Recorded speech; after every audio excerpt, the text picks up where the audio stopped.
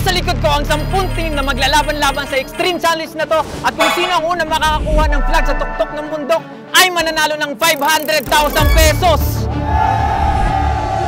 Sinimulan natin sa pagpiring sa lahat ng content creators na kasali at nagsali nga rin pala tayo ng isang kilalang artista. Pwede nyo nang tanggalin yung blindfold in 3, 2, 1. Tanggalin nyo na. Yan, tingin kayo dyan, tingin kayo. Napaka-challenge talaga to. Sobrang tuktok. Pagtalikod nila ay nagulat sila dahil napakataas ng chocolate hill kung saan nila kukunin ang flag. Iwan ko kung maakyat ko yan. Ang taas! Kagaya ng premyo, napakamataas! At eto na ang 10 team na mga content creators. Hey! Abante ta perme! Na maglalaban-laban galing sa iba't ibang lugar sa Luzon, Visayas at Mindanao.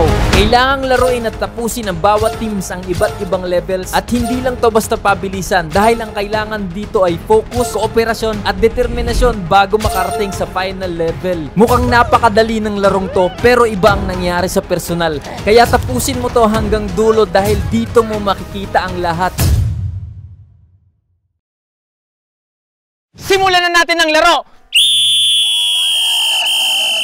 Ito ang blindfold flip the battle. Sa level na to ay nakapiring ang isang player habang ginaguide naman siya ng kapares niya. Oy, one, masyadong mataas. Kalma lang daw. Sige, hina lang, sir. Nasa labas. Sige. Ang unang team na makapagpatayo ng bote sa 5 beses ay makakaproceed sa next level. Di madali ang level na to lalo't nag-uumpisa na ang pressure sa bawat team. Sa hinaba-haba ng pagpapatayo ng bote ay meron ng nakaisa. Medyo mulay lang. Uy, iba! Box out to. Yun! Ayun pala yun. To! Oh, 3. Yun, grabe. Nakaka-apat na sila. Lakas konti. Uy, grabe. Next. Nasa level 2 na tayo ng game at may nauna ng isa. Sa level 2 ng game ay kailangan nilang patalbugin ang bola at maipasok sa cup. At kung sinong unang makalima ay makakaproceed na sa next level. At habang naglalaro ang Team 5 sa level 2 ay busy ang iba sa level 1. Yan! Munti ka! Hanggang sa may nakatapos ulit. May pangalawa. Grabe, sobrang dikit ng laban. Meron ng dalawa na nauna dito. Isa na lang, Lord. Isa na lang. Please, isa na lang. Okay! Iba! At nauna na nga ang Team 2 sa level 3. Humahabol naman ang Team 8. Sa level na to, kailangan lang nila makashoot ng dalawa at magpo-proceed na sila sa level 4.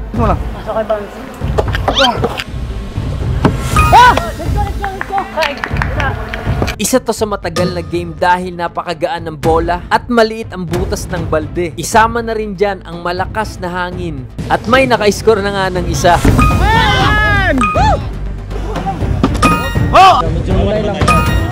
Grabe, dalawa na yung nauuna sa level na to at marami pang naiwan sa likod. At marami na nakaproceed.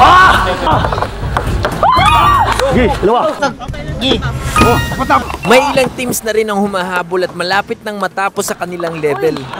Tandaan mo, hanggat wala pong nakakasya. At bigla rin namang natapos ang Team 2, kaya sila rin ang naunang nakarating sa level 4. Dito naman sa level 4, kailangan nilang kumpletuhin yung puzzle na to. Ito na atang isa sa pinakamahirap, pinakamabusisi at pinakamatagal na level ng challenge na to. Dahil kailangan nilang buuin ang puzzle at hindi to madali. Talagang ibang level ng teamwork at pasensya ang kakailanganin para matapos to. Naka-apat na siya. Ano bang sunod nun? E di 5 na. Para maghapon tayo nito. Hindi. Bukas ba tayo matatapos? Hindi. Ano ka ba?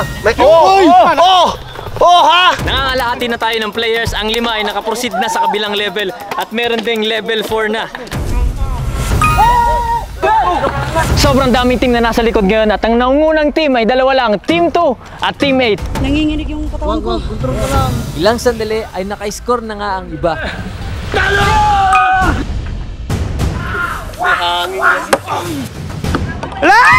Ito ang basketball na pinakamahirap na nilaro ko! Napakahirap, pero kayanin.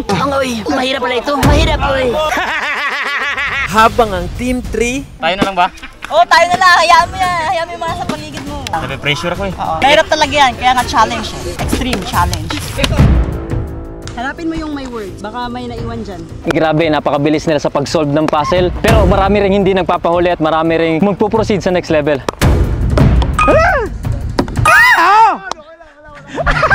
Solve the puzzle ang isa sa pinakamahirap na challenge sa laro nito.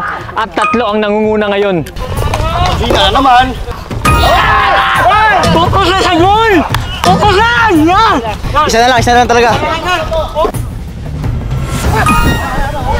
Unti-unti nang natapos sa mga team sa level 3 at parami na ng parami ang nagsosolve ng puzzle. Sobrang blessed din natin dahil dito tayo nabigyan ng tsansa na makapagawa ng game sa tapat mismo ng napakagandang Chocolate Hills. Uwi na kayo! Hindi kami suko!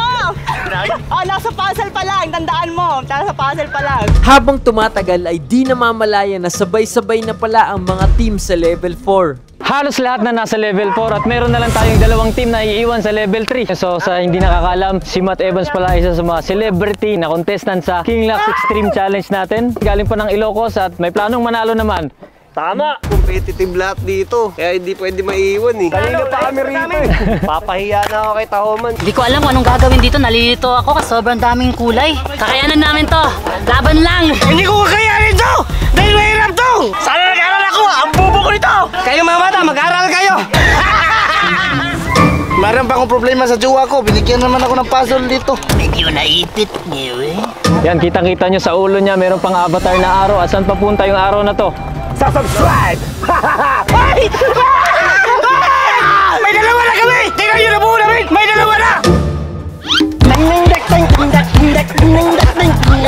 Tubig! Oh, thank you!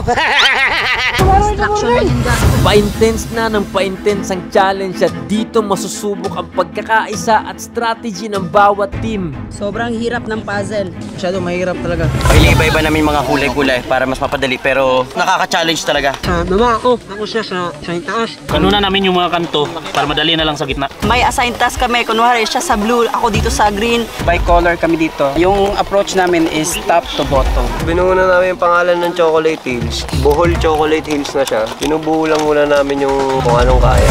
May kanya-kanya din silang hugot kung ba't sila sumali dito. Matalo manalo, best pa din yung makukuha na experience.